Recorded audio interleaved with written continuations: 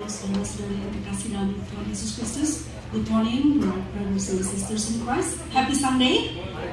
Selamat hari Minggu. Sebelum kita memulai ibadah, marilah kita menyiapkan hati dan dengan berdoa secara pribadi. Before we start our service, let us quiet our hearts before the presence of God.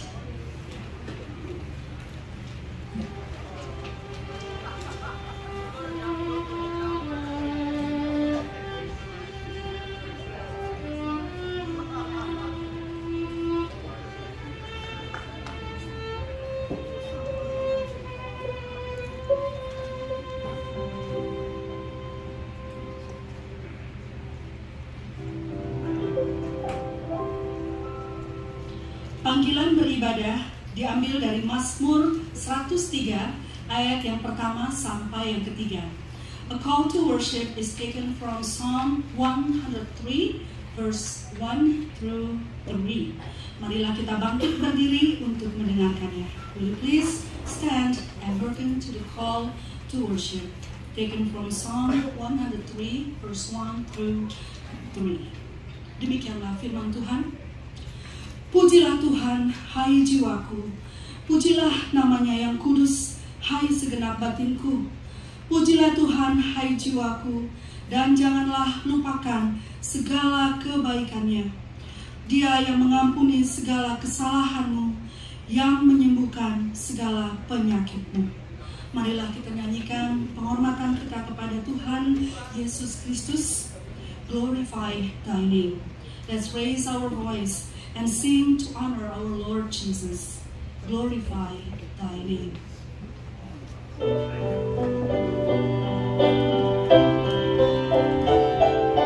It's a personal moment between you and God.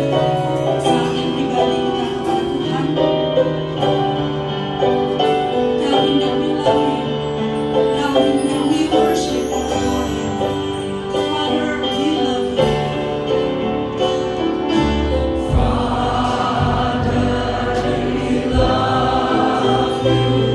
We worship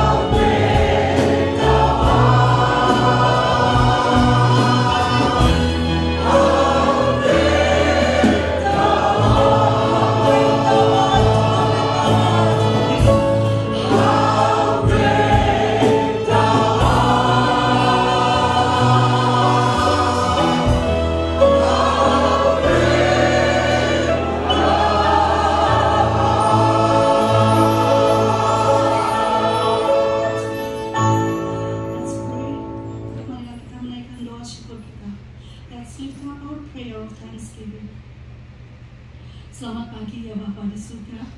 Seperti pujian yang kami naikkan, kami memuliakan nama-Mu. Engkau besar dan layak menerima hormat dan kemuliaan. Good morning, Father. Just like the song, we glorify your name, for you are great, and you deserve all the glory and honor. Hati kami melimpah dengan ucapan syukur atas perbuatan tangan-Mu yang dahsyat dan ajaib dalam hidup kami. Our hearts are filled with thanksgiving for your mighty hands. You have done great wonders in our lives. Setiap hari Engkau menunjukkan kasih setia dan pertolongan-Mu. Every day, you have shown your loving kindness and help. Engkau menyediakan yang kami perlukan. You supply our needs. Bahkan Engkau memberikan pertolongan dan mujizat yang tidak kami sangka-sangka. You even help us and performed miracles beyond our expectations. Terima kasih ya Bapa. Thank you, Father. Hari ini Engkau memberikan kami kesempatan sekali lagi untuk datang berkumpul sebagai keluarga untuk melayani di rumah-Mu yang kudus. Today, you're giving us another opportunity to come together as a family to serve you in your holy place. Kami berdoa kiranya Roh-Mu yang kudus menjamah setiap hati di sini. We pray, may the Holy Spirit touch every heart in this place. Saat Engkau berbicara kepada kami melalui hamba-Mu, biarlah hati kami seperti tanah yang subur. As you speak to us through your servant, may our heart be like good soil.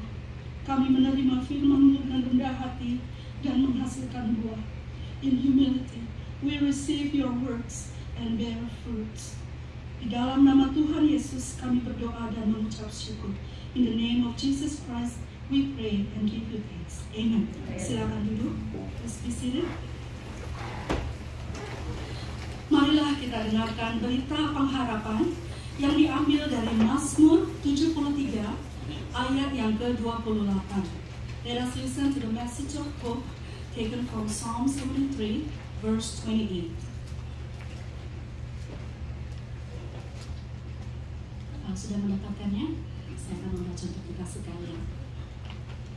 Mazmur 73 ayat 28. Tetapi aku suka dekat pada Allah. Aku menaruh tempat perlindunganku pada Tuhan Allah, supaya dapat menceritakan segala pekerjaannya. Marilah kita naikkan syukur kepada Yesus Tuhan kita dengan menyanyikan lagu Ku bersyukur karena kasih setia. Let's raise our voice and sing our song of thanksgiving.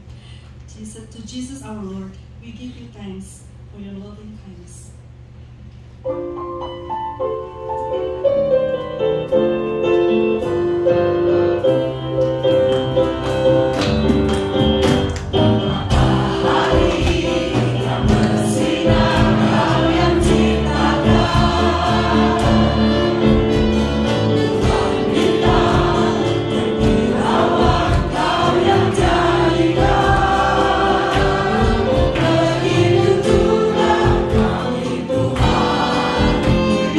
kasih.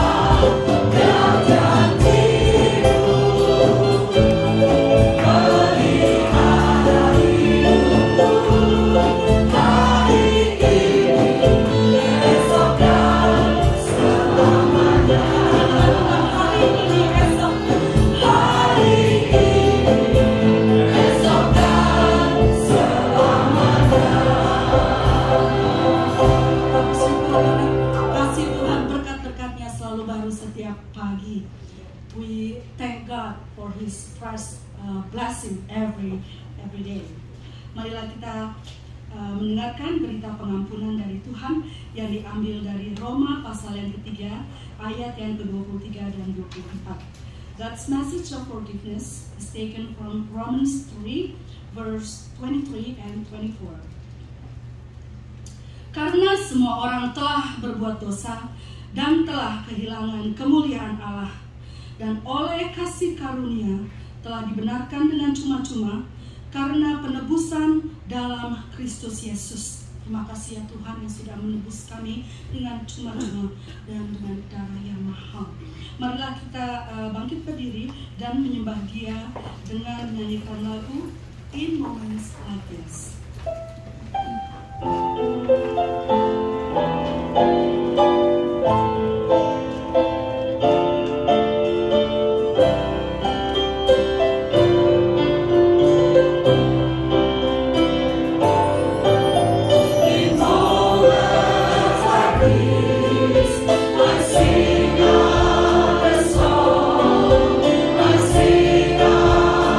Love song to Jesus.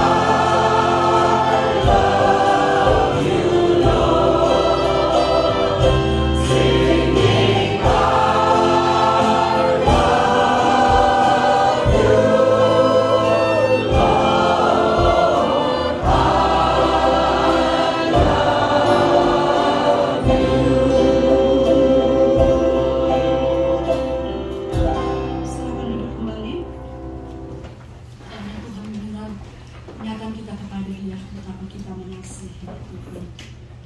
Sekarang kita akan mendengarkan persembahan pujian dari anak-anak sekolah minggu.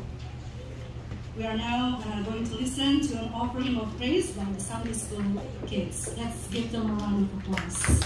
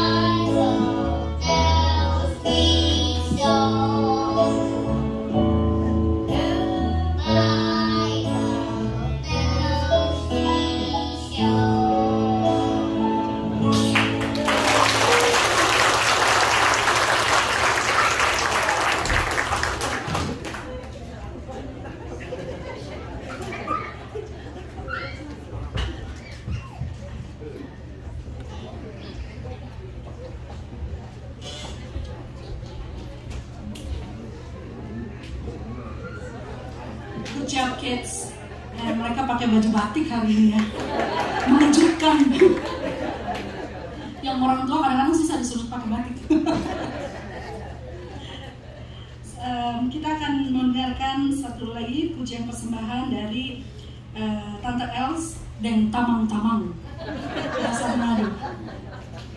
So we're gonna listen to a song by Tante Els and friends. They'll be singing When I Think of God's Love. Bila ku renungkan kasih Tuhan.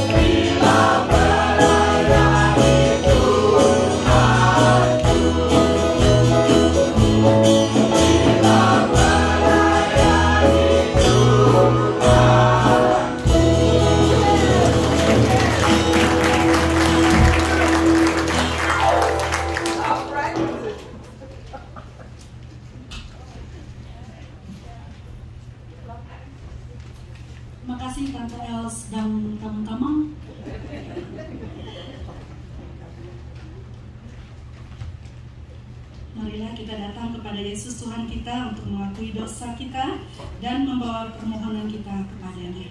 Let us come to the presence of Jesus our Lord to confess our sins and to bring our petitions before Him.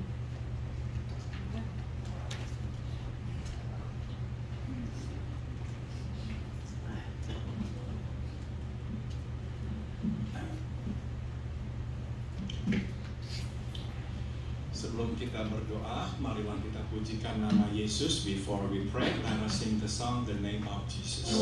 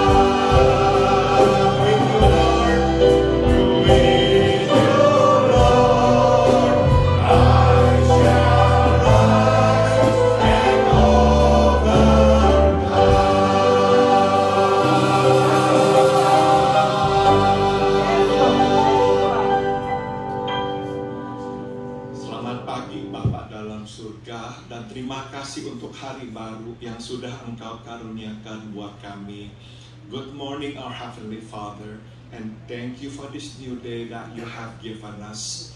Kami berterima kasih atas berkat demi berkat yang telah Engkau limpahkan atas hidup kami. We thank you, Father, for blessing after blessing that you have bestowed upon us. Kami juga naikkan syukur kepadamu karena sewaktu kami tengah lemah, Engkau datang dan memberikan kekuatan kepada kami. We also want to give you thanks, Father, because in times of weakness, you came and you gave us strength. Tatkala kami sedang putus asa, Engkau datang memberikan kepada kami pengharapan. In times of despair, you came and you gave us hope. Bapa, terima kasih selalu atas kasih sayang-Mu yang selalu mengiringi hidup kami. We thank you, Heavenly Father, for your love that has always followed us. Bapa, kami sekarang juga berdoa, mengakui kami adalah orang-orang berdosa. Now, Father, we also come before you to confess that we are sinners. Kami sudah tahu kehendak-Mu, tapi kami tidak selalu melakukannya. We already knew what your will was, but we did not always obey you. Ampuni kami, basuh kami dengan darah-Mu ya Tuhan, so we pray. Please forgive us and wash us clean with your blood. Bapa dalam surga, biarlah di hari mendatang kami hidup seturut dengan kehendak-Mu. And so we pray, Father, that in the days to come, we will live in accordance with your will. Bapa, sekarang juga kami naikkan doa buat keluarga seseorang yang bernama Ibu Esther Lee yang baru saja ditinggal olehnya. Biarlah Engkau memberikan penghiburan dan kekuatan kepada keluarga Om Yamin ini. Heavenly Father, we want to pray for the family of Om Yamin. Lord, you have taken Tante Esther Lee home in your time. But Lord, we pray, may you give them strength and comfort through this grieving time. Bapa, kami juga naikkan doa buat saudara-saudara kami yang tengah sakit. We also want to pray, Father, for our brothers and sisters who are ill. Kami terus naikkan doa buat saudari Herwi, buat saudara Anyau. Biarlah tangan-Mu terus Engkau tumpangkan atas mereka, sembuhkan dan berikan kepada mereka kesehatan. We pray, Father, for our sister Herwi, our brother Anyau. May you place your hands upon them. May you touch them and heal them. Kami juga berdoa buat saudari Stephanie dan saudari Mira. Biarlah Engkau juga terus jamah dan berikan kepada mereka kesembuhan. We also lift up our sister Stephanie and Mira. May you also place your hands upon them and heal them, Father. Kami berdoa juga buat saudari Andri yang ada di tengah kami. Juga berdoa buat saudara Pardi. Biarlah Engkau juga menjamah, memberikan kekuatan dan kesembuhan kepada mereka. We pray, Father, for our sister Andri, our brother Pardi. May you also place your hands upon them, heal them and strengthen them, Father. Kami juga berdoa buat saudara kami Yusdar yang nanti di bulan Agustus akan menjalani operasi jantung. Biarlah Engkau terus jaga, Engkau selalu kuatkan, dan biarlah Engkau berkati operasi ini, membawa kesembuhan buat Engkau Yusdar. We lift up our brother Yusdar. He's due to have this heart surgery, Lord, in the month of August. We pray, may your hands keep them strong and healthy in you. May you bless this, the surgery, the medical procedure that he will go through, that it will be used by you to bring complete healing upon his heart and his body. Kami juga naikkan doa ya Bapak buat saudari Sandra, buat saudari Julia. Biarlah Engkau juga bersama mereka, jamah dan sembuhkan mereka. We pray for our sisters Sandra and Julia. May you also touch them and heal them and strengthen them, Father.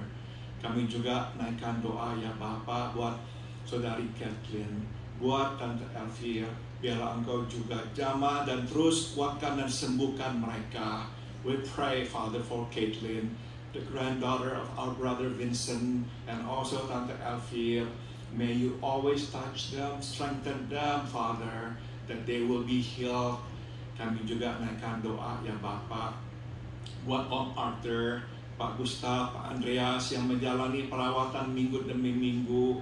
Biarlah Engkau beri mereka kekuatan supaya sanggup menjalani perawatan ini. We pray for our brothers Om Arthur, Pak Gustav, Pak Andreas. May you grant them strength to go through treatment week after week, Father. Kami juga berdoa buat tetangga kami Norma. Biarlah Engkau juga jamah dan terus kuatkan tubuhnya. We pray for our neighbor Norma. May you also touch her, strengthen her and heal her. Kami juga naikkan doa buat Om Yamin. Biarlah Engkau jamah dan sembuhkan dia dari tumor yang ada di otaknya. We pray for our brother Yamin, Lord. May you touch his tumor. May you touch and heal him too. Bapa dalam surga, sekarang kami hendak mendengar firman-Mu. Berbicaralah, kami siap untuk mendengarkan. Now we want to read your word, so we pray, oh Holy Spirit, please speak to us. We are ready to listen to you. Di dalam nama Tuhan kami Yesus Kristus kami berdoa, in the name of our Lord and our Savior Jesus Christ, we all pray. Amen.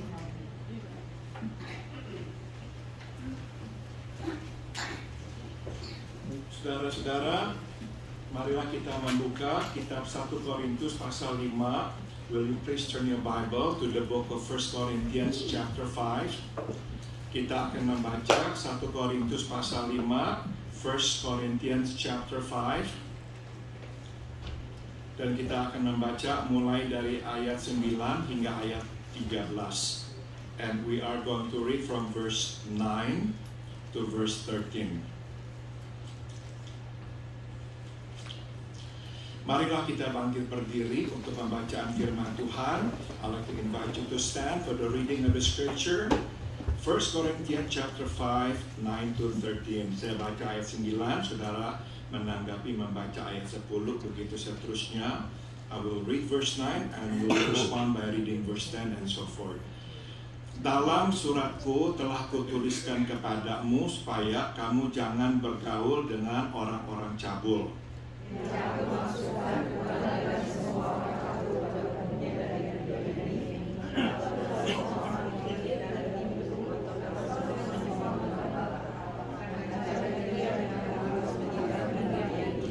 Verse 11, tetapi yang kutuliskan kepada kamu ialah supaya kamu jangan bergaul dengan orang yang sekalipun menyebut dirinya saudara adalah orang cabul, kikir, penyembah berhala, pemfitnah, pemabuk, dan penipu.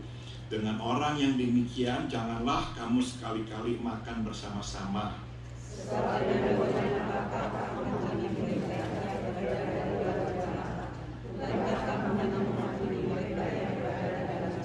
Together, mereka yang berada di luar jemaat akan dihakimi Allah. Usirlah orang yang melakukan kejahatan dari tengah-tengah kamu. Silakan duduk, you may be seated.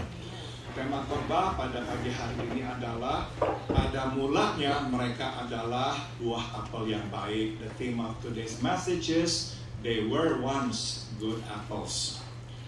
Saudara, tatkala ditanya oleh seorang mahasiswa, apakah bahaya terbesar yang mengancam kehidupan Kristen? Dr. Peter Wongso, mantan rektor dari Sekolah Alkitab di mana saya biasa mengajar dulu, memberikan jawaban yang benar-benar mendalam. When asked by a student what the biggest danger to our Christian life is, Dr. Peter Wongso, the former president of the Bible school where I used to teach at, gave this potent answer. Yaitu jauh dari Tuhan tapi tidak menyadarinya. He said, being far from God but not even aware of it. So true. Saudara-saudara, kita bisa jauh dari Tuhan tapi tetap berpikir kita dekat dengan Tuhan. You see, we can be far from God but still think that we are close to Him.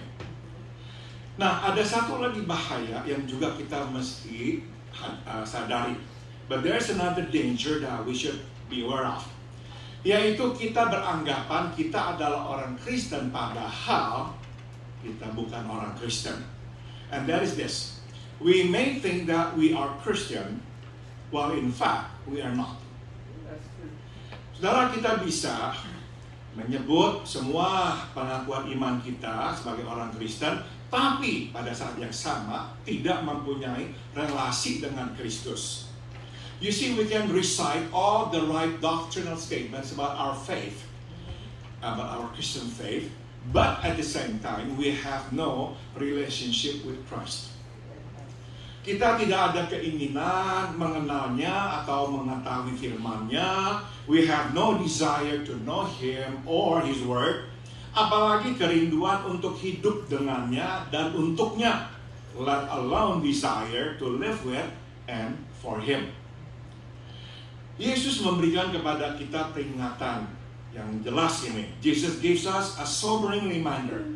Dia berkata, akan banyak orang nanti yang berkata, Tuhan, Tuhan, bukankah kami telah bernubuat dalam nama-Mu? Dalam nama-Mu kami menghalau, mengusir iblis. Dalam nama-Mu kami melakukan banyak mujizat. Many will say to me on that day, Jesus says, Lord, Lord, did we not prophesy in your name? And in your name drive out demons, and in your name perform many miracles. Kemudian aku berkata kepada mereka, aku tidak mengenal engkau, nyahlah dariku, engkau pelaku kejahatan. Jesus says, then I will tell them plainly, I never knew you, away from me, you evil doers. Dengan kata lain, saudara, Yesus di sini memberikan kepada kita kualifikasi atau definisi apakah itu seorang Kristen.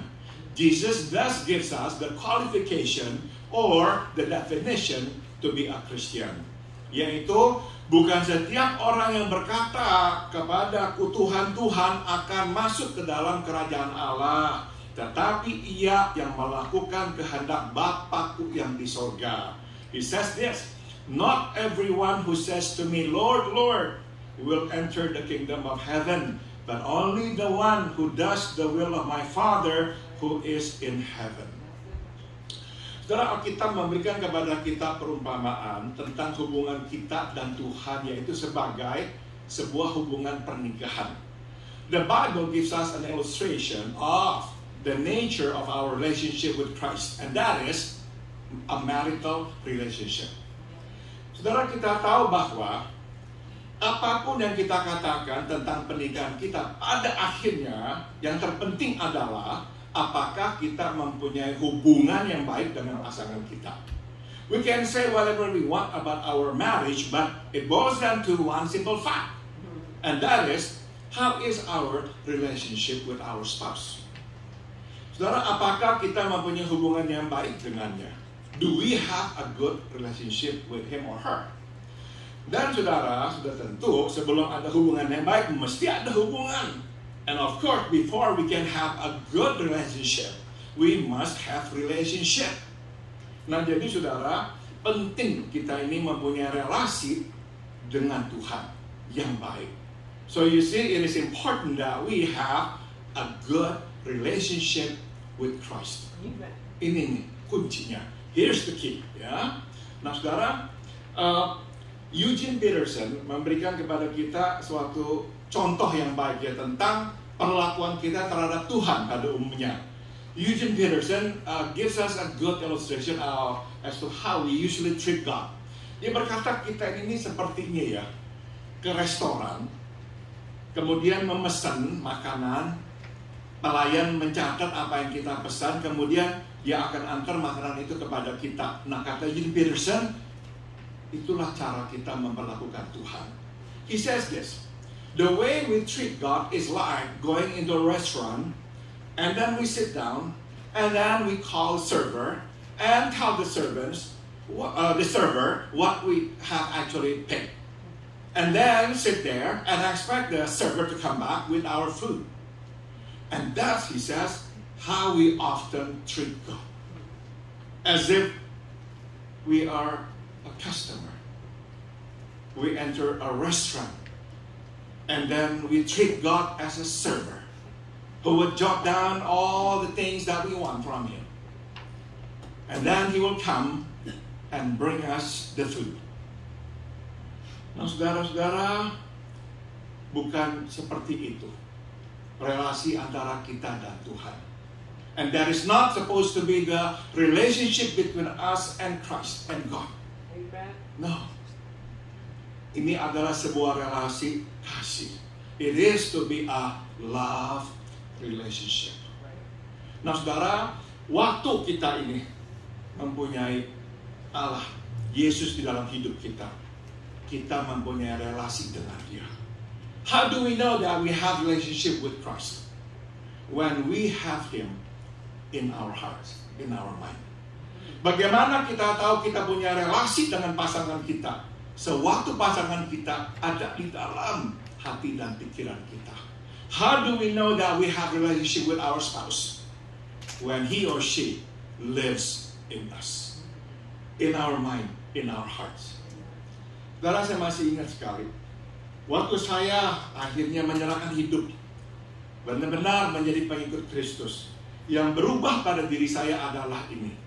Sebelum saya berbuat, saya berpikir, apakah yang Tuhan pikir tentang apa yang saya mau lakukan ini? I remember what happened to me after I gave my life to Christ to be His follower. The biggest difference that I remember is this. Before, I would do things without thinking about whether or not Christ would approve of it. I didn't even care whether or not He liked it or He disagreed or agreed with what I was going to do. But after I gave my life to Him, I considered what He thought, and I still do. Sebelum saya berbuat, jadi saya berpikir, Tuhan, apa tuh yang kau pikir tentang yang saya mau lakukan? So before I do something, I think about, Lord, what do you think about this? About what I want to do? Apakah engkau akan suka? Will you like it? Will you approve it? Will you be pleased? Nah, jikalau tidak, saya berusaha untuk tidak melakukannya. And when I know, no, it would not please Him, then I would do my best not to do it. Saudara, ini relasi yang menjadikan kita orang Kristen. This is the relationship that makes us a Christian. Kita sama. Let's continue. Jadi saudara, kita bisa katakan bahwa yang terpenting bagi Tuhan bukanlah perkataan yang keluar dari mulut kita, melainkan perbuatan yang keluar dari hidup kita. Based on this, we can then say that what matters the most to God is not words that come out of our mouths, but rather actions that come out of our lives. Amen. Saudara, tentu adalah baik bila kita mengakui Yesus adalah Tuhan. Tapi mesti ini diikuti dengan tindakan. It is of course good if we confess that Jesus is Lord, but it is to be followed by our actions. Apakah kita mengikuti kehendak Bapa di surga? Do we follow the will of our Heavenly Father? Apakah kita sungguh mengasihinya dan berusaha mengasihi sesama kita? And do we truly love Him and do our best to love others as well? Nah, saudara, gereja adalah tubuh rohani Yesus Kristus. The church is the spiritual body of Jesus our Lord. Gereja mewakili Kristus dan gereja berbuat demi Kristus, mengikuti petunjuk yang diberikan oleh Kristus sebagai kepala gereja. The church represents Christ and acts on behalf of Christ, following the direction given by Christ, the head of the church. Dan misi gereja adalah membawa keselamatan Kristus kepada dunia, supaya semua mempunyai kesempatan mengenal Kristus dan diselamatkan. And the mission of the church is to bring the salvation work of Christ to the world. So we all have the opportunity to know Christ and be saved. Nah, di dalam tugas membawa keselamatan kepada dunia, gereja kadang harus memisahkan yang diselamatkan dari yang tidak diselamatkan. Tapi bukan dengan tujuan untuk menghukum yang tidak diselamatkan atau yang belum diselamatkan, tapi dengan tujuan untuk menyelamatkan mereka. In this task of bringing salvation to the world, the church must at times separate the unsafe from the safe. Not for the purpose of condemning the unsafe, but rather for the purpose of saving them. Dengan memisahkan yang belum diselamatkan dari yang diselamatkan. Kita ini berharap yang belum diselamatkan menyadari kondisi yang belum diselamatkan dan bertobat. By separating the unsafe from the safe, it is hoped that the unsafe will realize their unsafe condition and repent. Nah, saudara, itulah sebab mengapa Paulus menginstruksikan gereja di Korintus apa yang mesti mereka lakukan kepada orang yang mengaku diri diselamatkan, tapi hidup sebagai orang yang belum diselamatkan. It is for that reason Paul is giving the church in Corinth instructions as to what they must do to those who profess to be saved but live as unsafe. Dia berkata, jangan bergaul dengan orang yang memanggil dirinya Kristen tapi hidupnya immoral, serakah, penyembah berhala, bermulut jahat, pemabuk, penipu. He says not to associate with anyone who calls himself a Christian who is sexually immoral or greedy or an idolater or verbally abusive or a drunkard or a swindler. Jangan makan dengan orang seperti itu. Nyahkanlah yang jahat itu dari antaramu. He says, do not even eat with such a person. Remove the evil person from among you. Nah, saudara, mari kita sekarang lebih mendalami firman Tuhan ini. Now let us delve into this passage. Pertama, saudara, Paulus memberitahu kepada gereja bahwa dia sedang tidak membicarakan orang yang belum percaya. Dia membicarakan orang percaya yang mengklaim diri sebagai orang Kristen. First, Paul tells the church that he's not talking about unbelievers. He's talking about believers. About those who claim to be Christians. Saudara, dia tidak membicarakan tentang bagaimana orang yang tidak percaya seharusnya hidup. Tidak. Dia membicarakan tentang bagaimana orang yang percaya seharusnya hidup. He's not talking about how unbelievers should live, but rather how believers should live. Dia tidak mengharapkan orang yang bukan Kristen hidup berdasarkan standar kekudusan Kristen. He does not expect non-Christians to abide by Christian standard of holiness. Dia tahu orang Kristen akan hidup sebagai orang yang bukan Kristen. He certainly understands that non-Christian will live as non-Christian. Kita juga harus mempunyai pengertian yang sama. And so should we. We should also understand that. Kita mesti menerima kenyataan bahwa orang yang tidak mempunyai kepercayaan seperti kita akan hidup berbeda dari kita. We should accept the fact that those who do not share our beliefs will live differently from us. Kita tidak boleh berharap atau memaksa mereka untuk memeluk gaya hidup kita. We should neither expect nor force them to embrace our ways of life. Yang kita panggil immoral bagi mereka itu sesuai dengan standar moralitas mereka. We call them immoral, but to them that is their standard of morality. Bagi mereka, mereka menyembah berhala, tapi bagi mereka berhala itu adalah Allah mereka. To us they worship idols, but to them these idols happen to be their gods.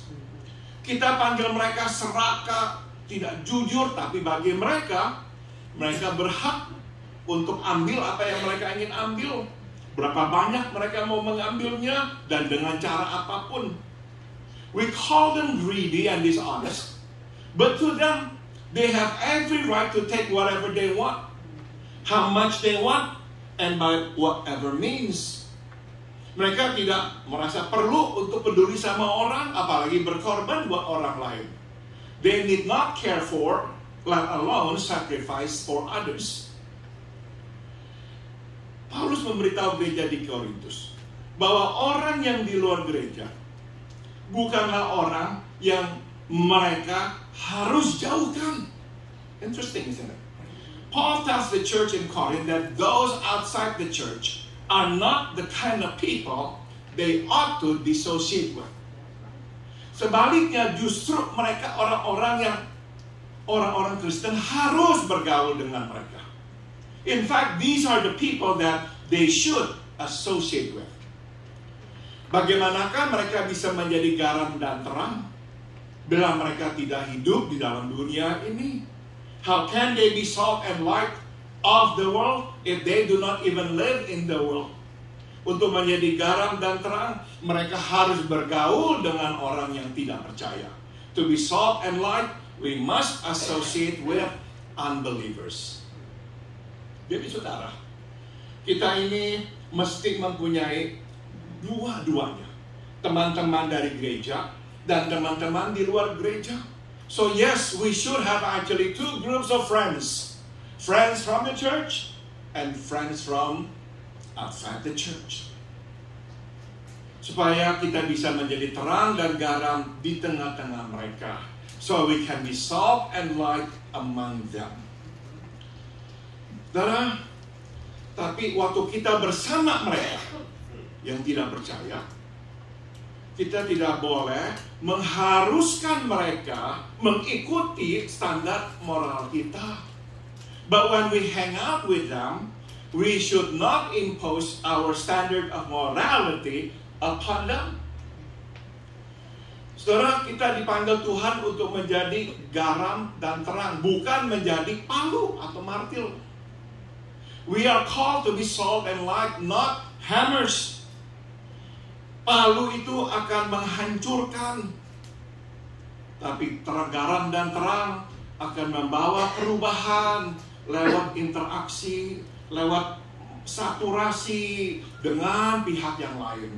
You see, hammers pound and destroy, while salt and light affect changes by making contact with and saturating the other object.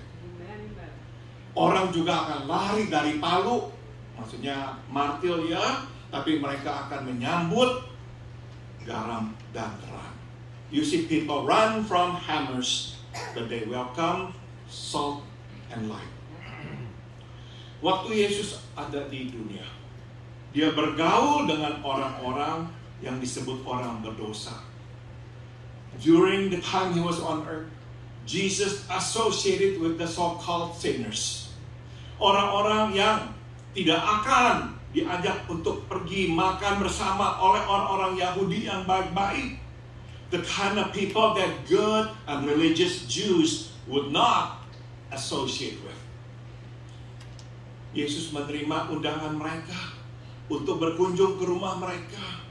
Jesus accepted their invitations to come to their homes. Dia makan dan minum bersama mereka. He ate and drank with them. Dia membagikan pemikirannya dan tertawa bersama mereka. He shared his thoughts and laughter with them. Nah, lewat interaksi inilah mereka melihat perbedaan antara diri mereka dan Yesus. It was through these associations that they saw the differences between them and Jesus. Dan lewat interaksi inilah Yesus bisa berkata-kata kepada mereka dan mereka mendengarkan Yesus. And it was through these associations that he could speak to them and they would listen to him. Mari kita lanjutkan. Let's continue. Paulus berkata kepada mereka bahwa mereka justru harus menjauhkan diri dari orang-orang gereja yang hidup sebagai orang-orang yang tidak diselamatkan. Paul tells them that those that they must dissociate with are church people who live as unsafe. Mereka mengklaim diri sebagai orang Kristen. They claim to be Christians. Mereka bicara seperti orang Kristen. They talk like Christians. Mereka bernyanyi dan berdoa seperti orang Kristen. They sing and they pray like Christians. Tapi hidup mereka bertolak belakang dengan kekudusan dan kebaikan Tuhan. But they live against the standard of God's goodness and holiness. Mereka terlibat, mereka berbuat di dalam dosa-dosa percabulan, keserakahan, penyembahan berhala. Mulut mereka jahat, mereka pemabuk, dan mereka menipu satu sama lain. They are engaged in sexual sins, they are greedy, they worship idols, they are abusive, they are drunkards, and they cheat others.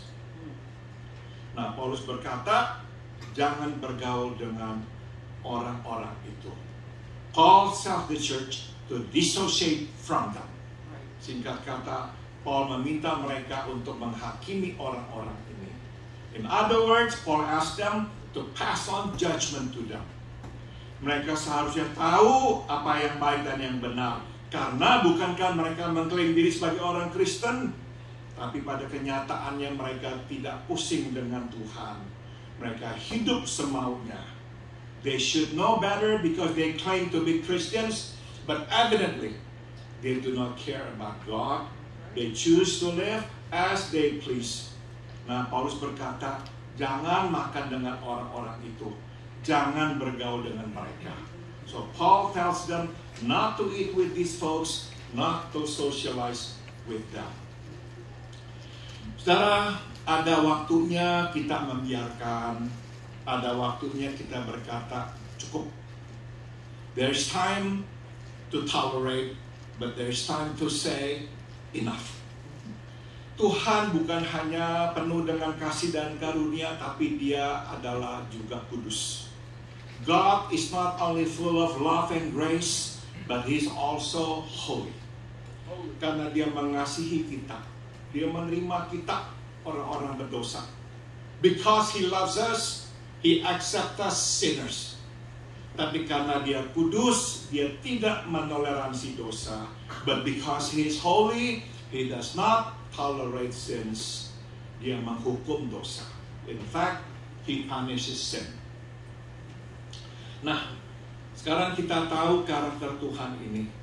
Sekarang barulah kita bisa berkata, tidak ada tuh yang namanya semua boleh. Knowing these characters of God, now we know there is no such a thing as anything goes.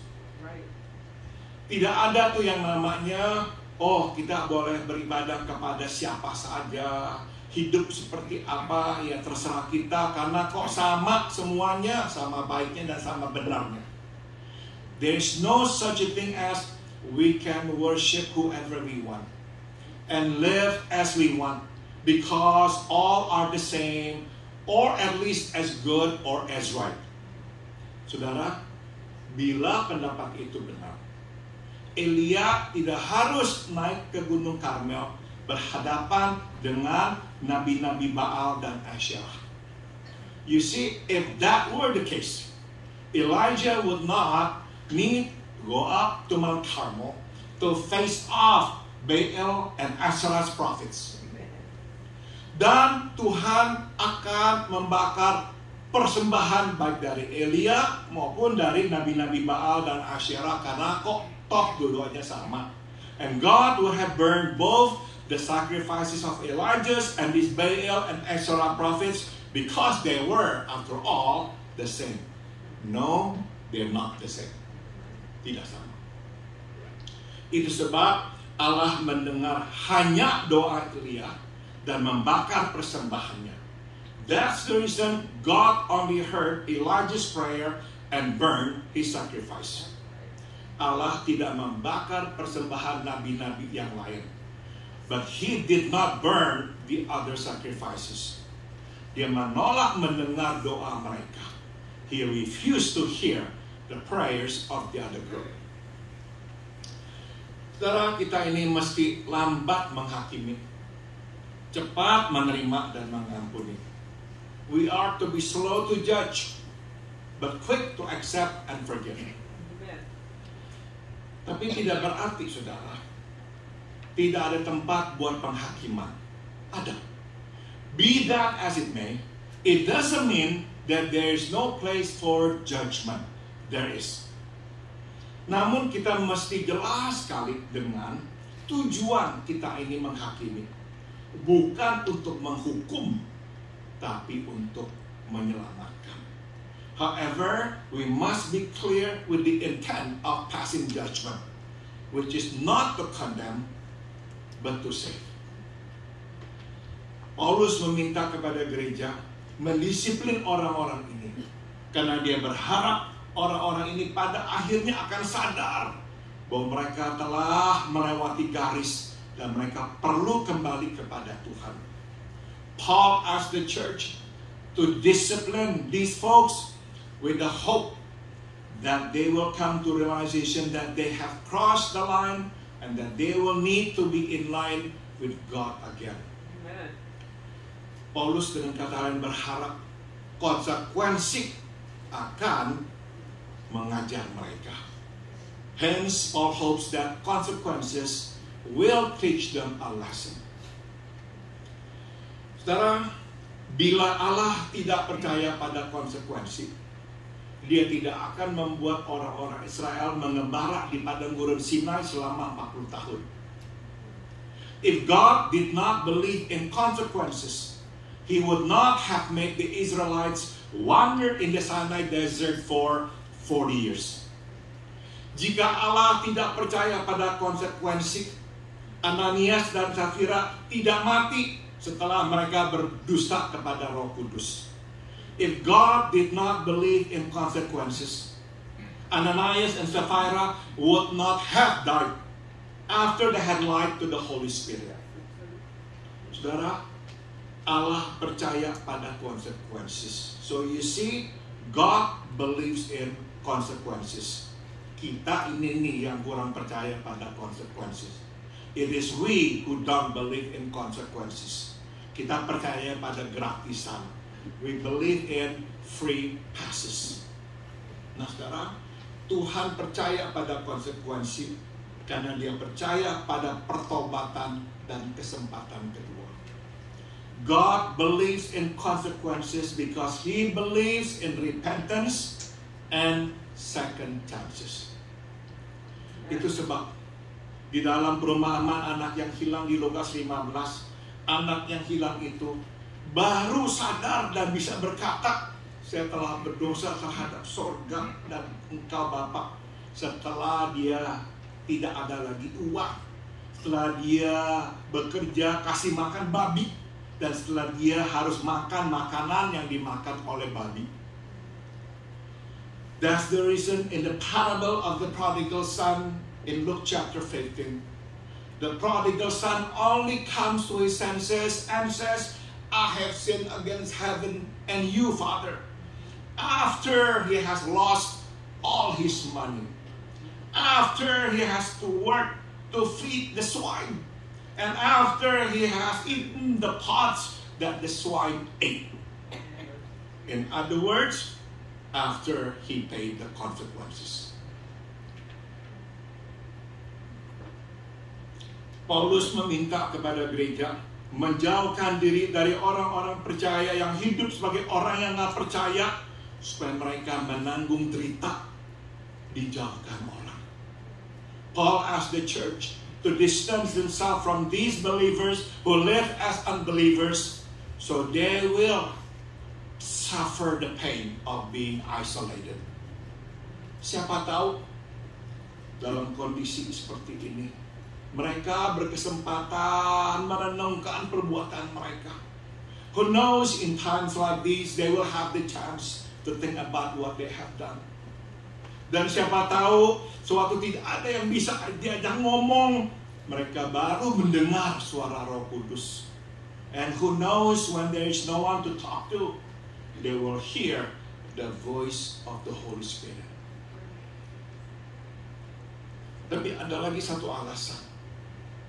Kenapa kok gereja harus mendisiplin mereka? But there is another reason why discipline is in order here. Yaitu apa? Memurnikan gereja dari ketidakmurnian. To cleanse the church from impurities. Coba kita dengar atau baca 1 Yohanes 2 ayat 19. Mereka berasal atau keluar dari kita, tapi mereka tidak sungguh-sungguh termasuk kita, atau mereka bukan bagian dari kita. Sebab bila mereka sungguh-sungguh termasuk bagian dari kita, mereka akan terus bersama kita. Tapi mereka keluar supaya terlihat jelas bahwa memang mereka sebetulnya bukan termasuk dari kita. John says, they went out from us, but they were not of us. For if they had been of us, they would have continued with us. But they went out that they might be made manifest, that none of them were of us. Kata-kata yang keras, very strong word. Waktu Rasul Yohanes menulis ini, dia bukannya sedang penuh dengan kepahitan dan kekejaman. When Apostle John wrote this, no, he was not being mean. He's being real. Kenyataannya adalah pergi dan hadir di gereja tidak membuat kita menjadi Kristen, sama seperti bisa berbicara bahasa Inggris tidak menjadikan kita orang Inggris. The fact is, going to church does not make us Christian any more than speaking English makes us English. Jadi saudara, secara berkala Tuhan akan memurnikan gerejanya dari ketidakmurnian, dari orang-orang yang memang bukan termasuk dari keluarganya. You see, periodically God purifies His church from impurities, from those who are not His. Dan seringkali Dia melakukannya lewat disiplin atau pengalaman yang tidak enak. And He often does that by means of discipline or unpleasant experiences. Orang yang begitu kena disiplin atau mengalami hal yang gak enak, putus hubungan dengan Tuhan, besar kemungkinan memang bukan bagian dari Tuhan. Those who severe contact with God after being disciplined, after going through something unpleasant, might not be His after all. Jadi saudara, apa yang kita perbuat sewaktu kita ditegur memperlihatkan siapa kita. What we do after being reproved for our wrongdoing shows who we are. Apakah kita bertobat? Do we repent? Atau setidaknya mengakuinya lah, or at least admit it. Atau kita justru melawan balik, menyerang orang yang menegur kita. Or do we fight back and attack those who reprove us?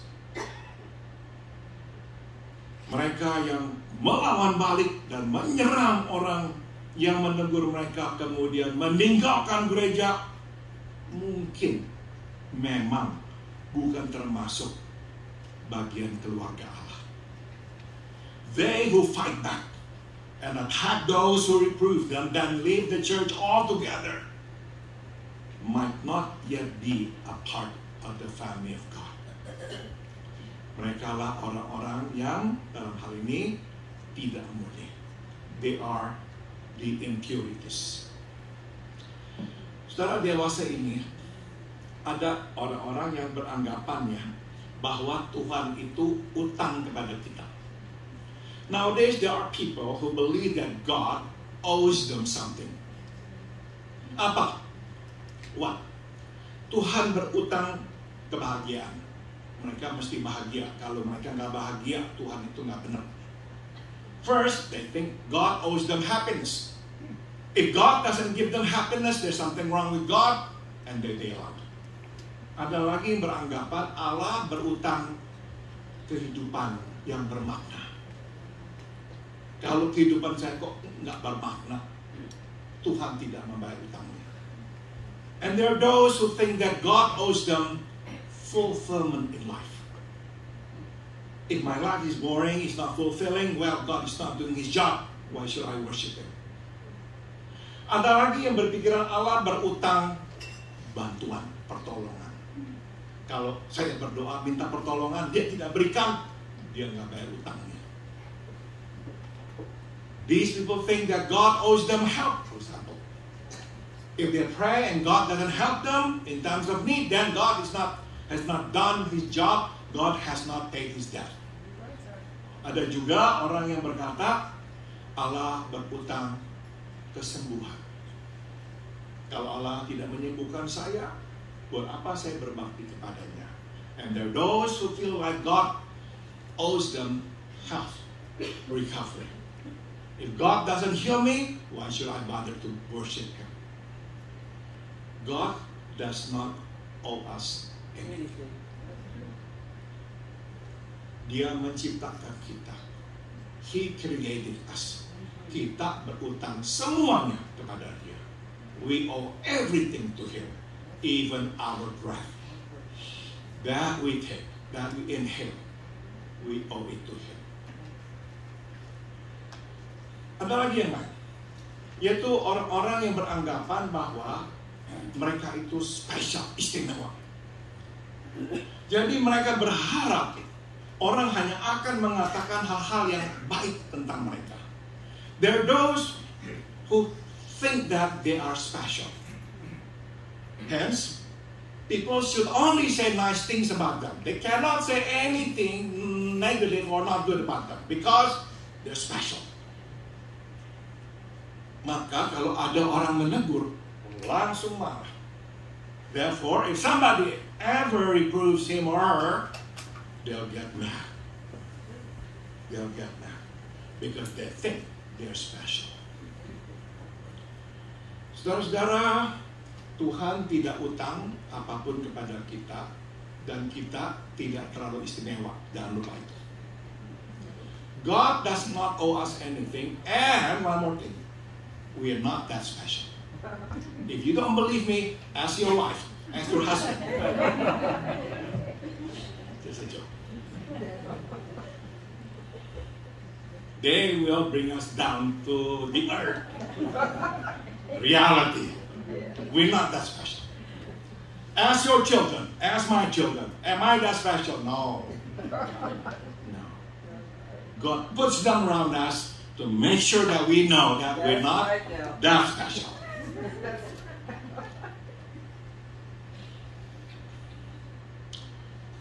Saudara, ketidakmurnian akan selalu ada. Impurities are bound to happen. Namun ada memang aktivitas-aktivitas yang dapat lebih mengembangkan, memperbanyak ketidakmurnian. Impurities are bound to happen. But there are practices, the church practices, that could speed up their proliferation. Misalnya apa? Membanjiri gereja dengan aktivitas. And one of them is swarming the church with activities. Makin banyak kegiatan yang tak perlu, yang saya sebut aksesori, makin banyak kesempatan kita berikan kepada yang tidak murni untuk tetap ada. The more unnecessary activities we have, I call them accessories, the more opportunities we give to the impurities. Sebaliknya, makin gereja ini simple, makin hanya terfokus pada yang penting, makin sedikit kesempatan yang kita berikan kepada yang tidak murni untuk ada di sini. On the contrary, the simpler and the more focused the church is, the less places and opportunities we give to the impurities to put their feet on. Saudara, yang tidak murni itu suka dengan aksesori. You see, the impurities like the accessories. Mereka nyaman karena mereka juga bisa bersembunyi di balik kegiatan-kegiatan ini. Not only do they feel at home, but they also find that they can hide in these activities. Sebaliknya, mereka tidak suka dengan gereja yang sederhana. Conversely, they do not like to be in a simple church. Gereja yang hanya fokus pada ibadah, pada pengajaran firman Tuhan, pada doa. They don't like to be in a church that focuses on worship, to the teaching of the Bible, and genuine prayer. Bagi mereka, ini semua membosankan. Mereka nggak tahan. To them, it's boring and they cannot stand it. Tidak apa-apa. Karena itu berarti mereka tidak punya lagi tempat untuk berdiri. Tidak lama lagi Tuhan akan cabut mereka keluar. Good, because it means they have no places to stand on. And before long, God will weed them out. Jadi saudara, jaga gereja agar tetap simple. So keep the church simple. Buang aksesori-aksesori. Do away with accessories. Aksesori adalah gangguan bagi yang murni dan tempat perlindungan bagi yang tidak murni. You see, accessories are distractions to the pure and hiding places for the impures, for the impurities. Sebelum saya akhiri, saya akan tinggalkan saudara dengan perenungan ini. Before I conclude, let me leave you with this thought. Bertahun-tahun yang lalu ada sebuah gereja di Amerika bagian barat yang beranggotakan ribuan anggota, tutup dalam waktu singkat.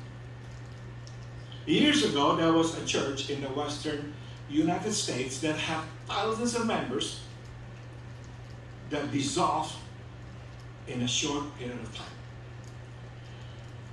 Saya tidak akan membahasnya secara mendetail, tapi cukup untuk saya berkata bahwa gereja ini menekankan pertambahan jemaat.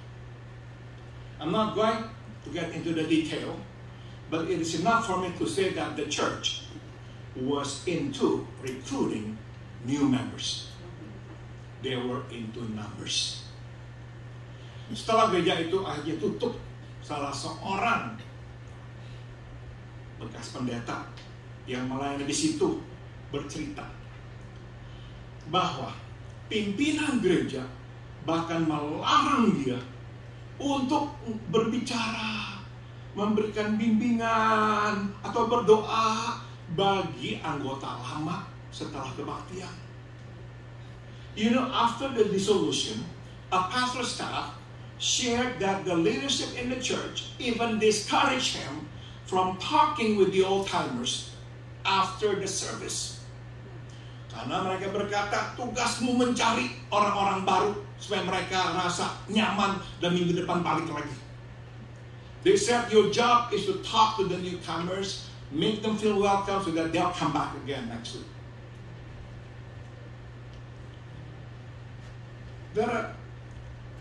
Pada mulanya, gereja ini sangat menekankan penginjilan.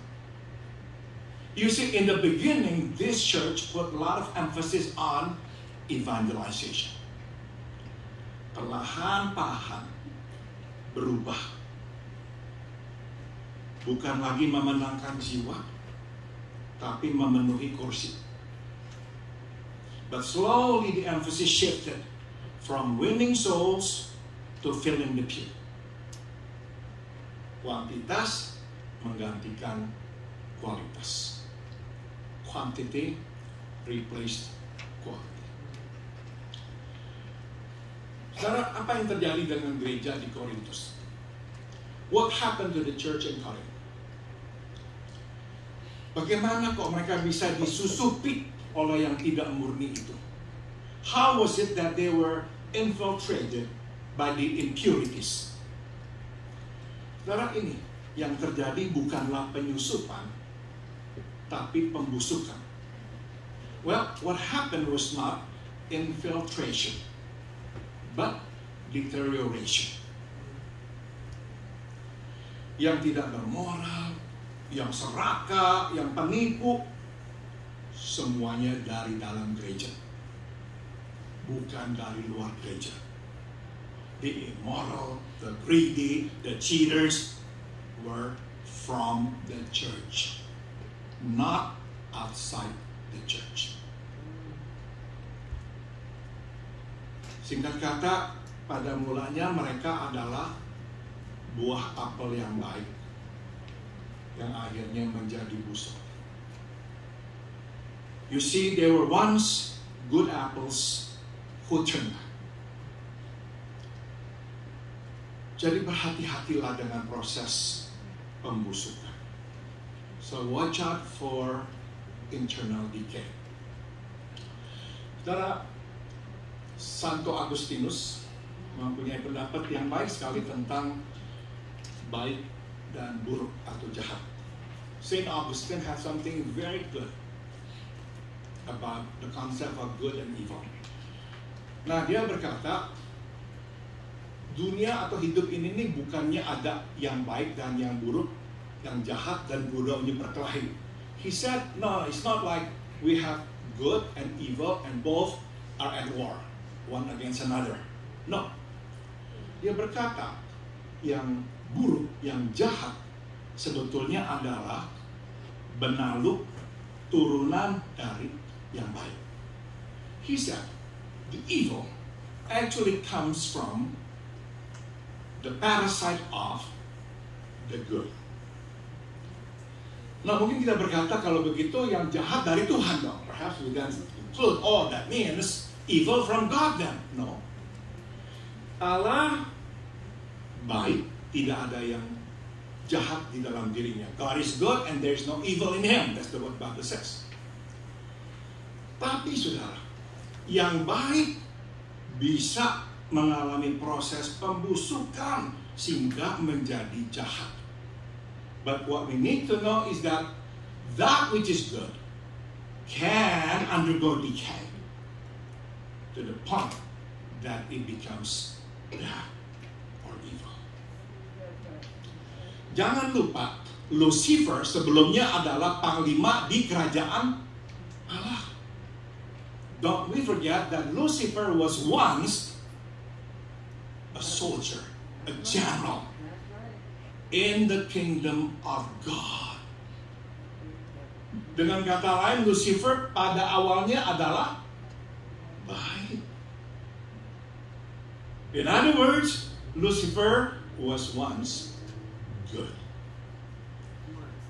But then he went through decay and he became bad, evil.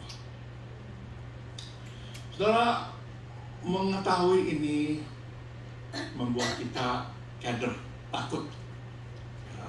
This is a sobering reminder that should terrify us that we can turn rotten, that we can turn bad, because we can go through a decay. Jadi selalu fokus pada yang simpel. Kita berdoa, kita belajar firman, kita bersekutu. So focus on the simple. Always pray, study the Bible, fellowship. Kita taati Tuhan, we follow Him, we obey Him. Singkat kata, kita selalu jaga apel itu tetap segar. In other words, we keep the apples fresh. Mari kita berdoa. Let's pray. Spirit of the living God, fall afresh on me. Spirit of the living God, fall afresh on me.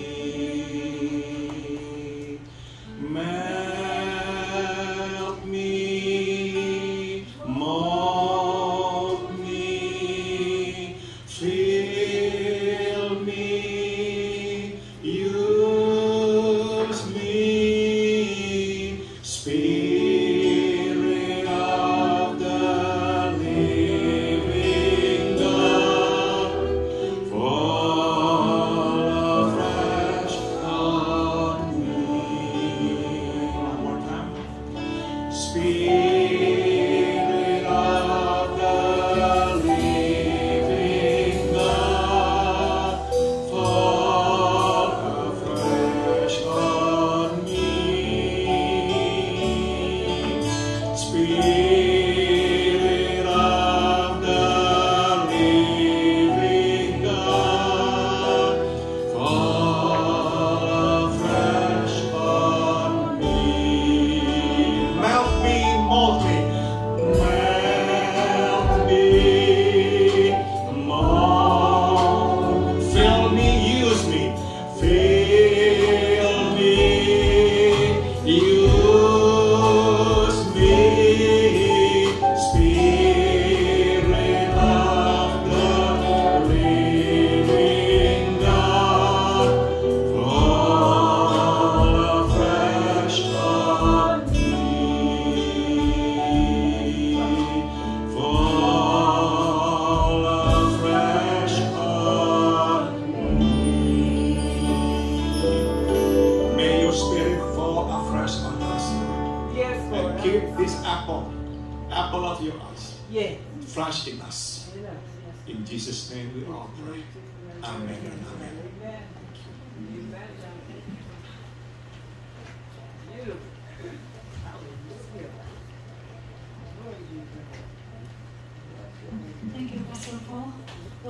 powerful message. Thank you so much. Marilah kita bangkit berdiri dan menyanyikan lagu Betapa Hatiku sebagai tekad kita untuk melakukan firman Tuhan di dalam hidup kita. Let's sing this song, Betapa Hatiku, as an expression of our commitment to keeping God's words in our lives.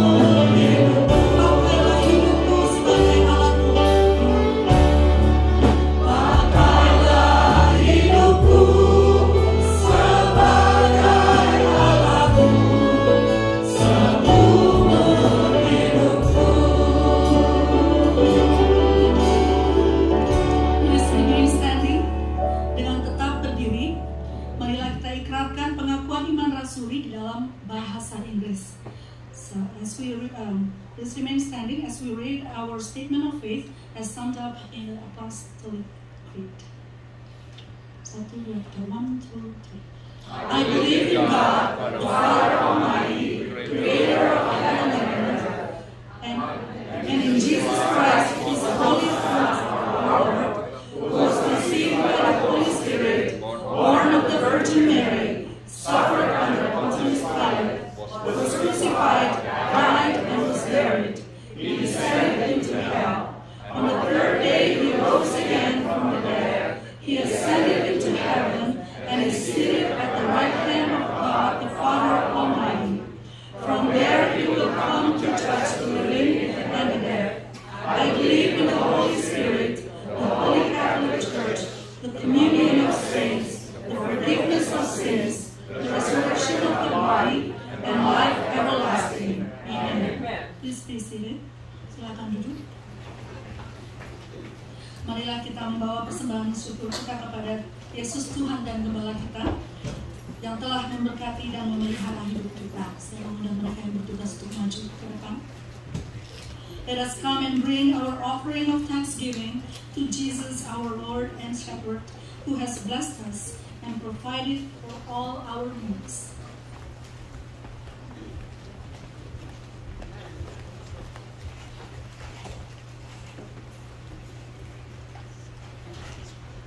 Saya meminta kesediaan Ibu Melani untuk berdoa terlebih dahulu.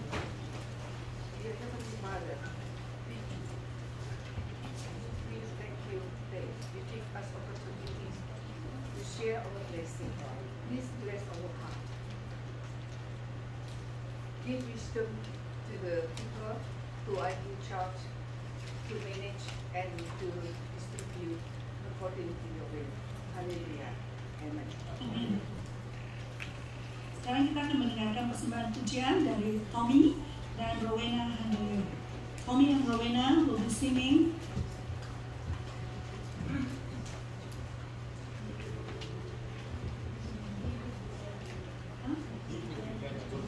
He who began a good work in you. Oh, sama dengan khotbah tadi ya.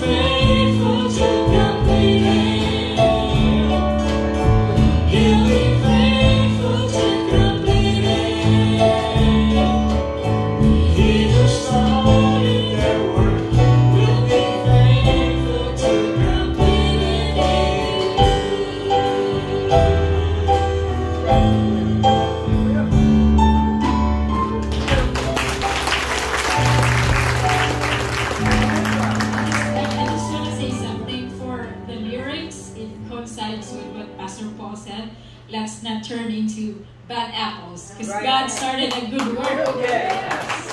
All right now.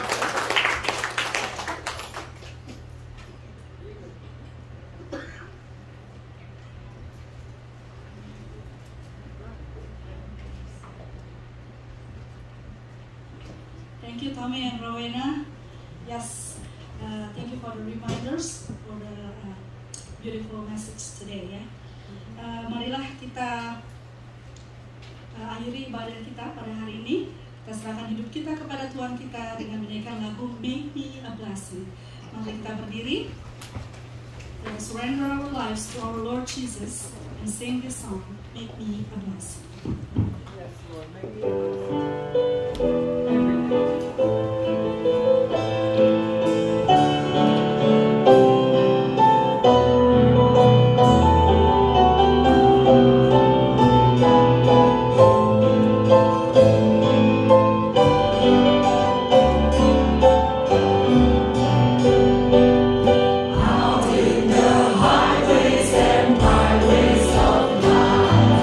Many are weary and sad.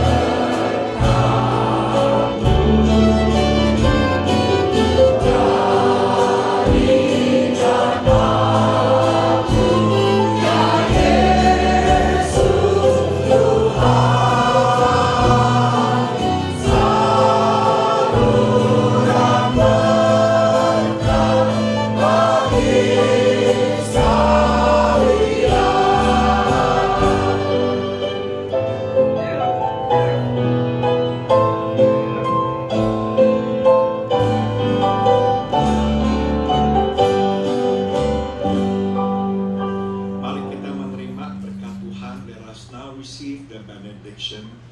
Biarlah kasih karunia dari Tuhan kita Yesus Kristus. May the grace of our Lord Jesus Christ. Biarlah kasih tak berkesudahan dari Allah Bapa. May the unceasing love of God the Father. Dan biarlah kekuatan serta persekutuan dengan Roh-Nya yang kudus beserta dengan kita. And may the power and the fellowship with His Holy Spirit be with us all. Dari sekarang sampai kita berjumpa dengan Tuhan kita Yesus Kristus di surga nanti. From now on until we see Him face to face in heavens above. Amen. Amen.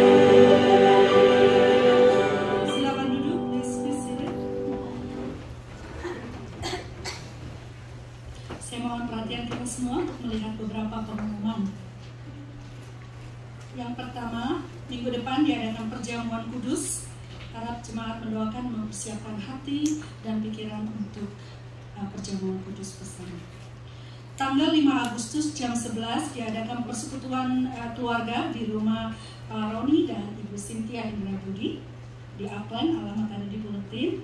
Persekutuan ini diadakan secara potluck. Kalau udah dengar potluck tuh makanannya pasti luar biasa, lebih dari Golden Corral. Semua jemaat diundang untuk hadir. Koreksi ya untuk Thanksgiving Retreat, karena tempatnya sangat terbatas dan peminat yang sudah begitu banyak, lebih banyak dari kontrak dengan hotel. Jadi pendaftaran untuk retreat ada batas waktunya, ditutup tanggal 13 Agustus. Jadi 2 minggu dari sekarang ya. Minggu 13 Agustus pendaftaran untuk retreat ditutup. Pembayaran untuk biaya retreat selambat-lambatnya Minggu 5 November kepada Ibu Engel atau Saudari Yeheni. Pembayaran bisa tunai atau cek. Kalau cek payable-nya ke FIBC, dan terima kasih atas pengertiannya. Hari ini ada pelatihan paduan suara dan angklung. 1:30 angklung, jam 2 paduan suara. Ya. Dan selamat datang bagi saudara yang baru pertama kali datang beribadah di gereja kami. Apakah ada newcomer, visitor from here? Can you please start? Thank you. Welcome. Thank you for sharing. Jack, thank you. I'm not a newcomer, but I'm glad to come back to visit my church family, my Asian church. Yeah, welcome back. Thank you. Ada di sini? Silakan. Hai. Nama siapa Pak? Nama saya sering Anyao. Oh, yang sudah didoain ya. Anak saya lagi di sana. Oh, puji Tuhan. Thank you. Thank you for the prayer, everyone. Thank you. Yang di belakang silakan.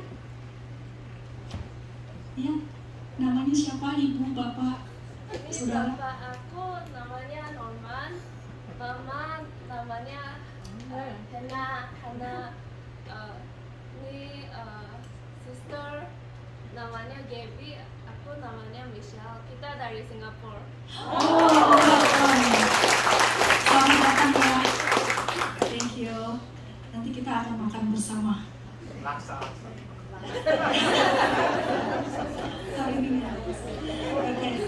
Selamat ulang tahun.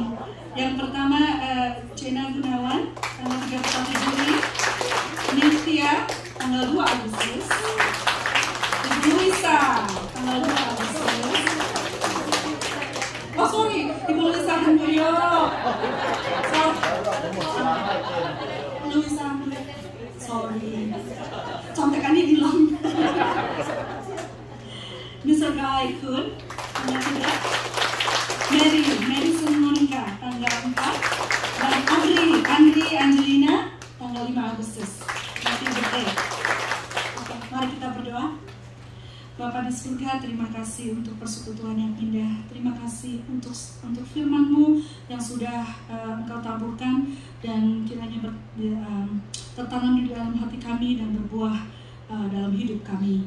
Tuhan, sebentar kami akan makan, Engkau berkati makanan yang akan kami santap, berkati mereka yang menyiapkannya. Kiranya makanan ini berguna bagi tubuh kami terus melayani Engkau, memuliakan nama-Mu. Di dalam nama Tuhan Yesus kami berdoa. Amin.